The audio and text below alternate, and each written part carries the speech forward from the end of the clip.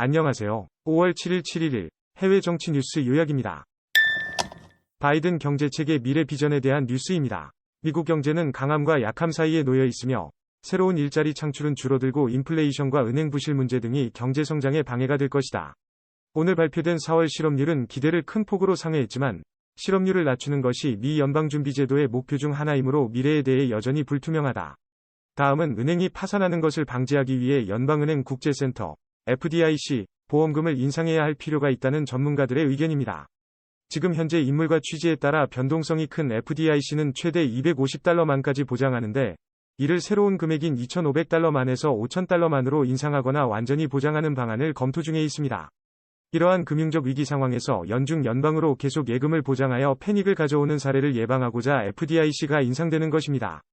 다음 뉴스는 백악관과 민주당이 미국의 채무 불이행이 경제에 어떤 영향을 미칠지에 대해 주목을 돌리도록 요구하고 있으며 곧 직원들의 케빈 메카시와의 미팅에 대비하고 있는 것으로 전해졌습니다.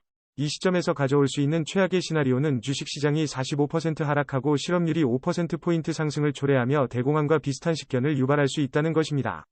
다음은 백악관에서 공개한 인공지능 AI 논의 참석자에 관한 뉴스입니다. 조 바이든 대통령 정부의 주요 관계자들은 알파벳, 구글, 마이크로소프트 등 대표적인 기술 회사의 CEO와 AI에 대해 언급하는 솔직한 토론을 진행할 예정입니다. 이와 더불어 화이트하우스는 AI에 $140M을 투자하고 미 연방정부의 AI 이용 가이드라인을 발표하며 공익적인 AI 평가를 약속했습니다.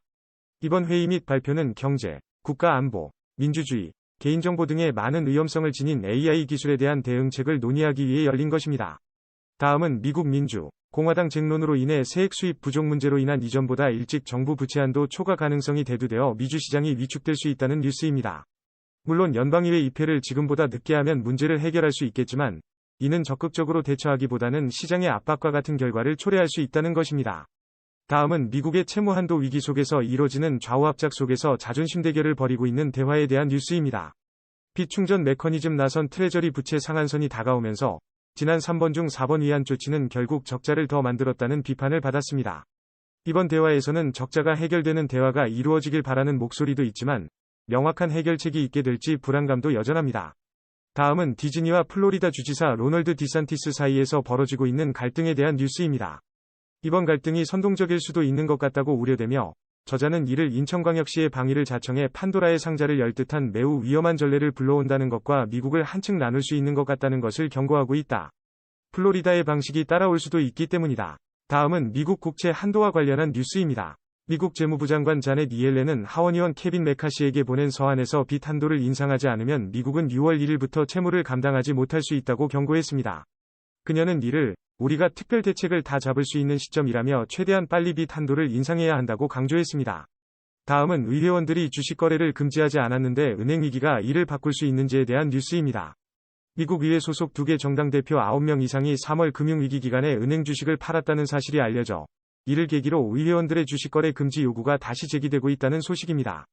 대표적으로 조사 가트하이머 의원이 실리콘밸리뱅크 주식을 판매하고 제러드 모스코이츠 의원 연동 계좌에서 시코스트 뱅킹 코퍼레이션 주식을 판매한 것이 그 예입니다. 다음은 바이든 대통령의 경제 전망에 대한 뉴스입니다. 경제 모델링 결과 미국 대선에서 민주당이 이길 확률이 55%인 것으로 나타났습니다. 바이든 대통령의 인기도는 낮지만 현재 미국의 경제 전망은 바이든 대통령이 두 번째 대통령 선거에서 승리할 확률을 높여주고 있다고 전해졌습니다. 미국 대선에 대한 시사점도 이르러졌습니다. 그럼 오늘의 요약을 마칩니다. 감사합니다.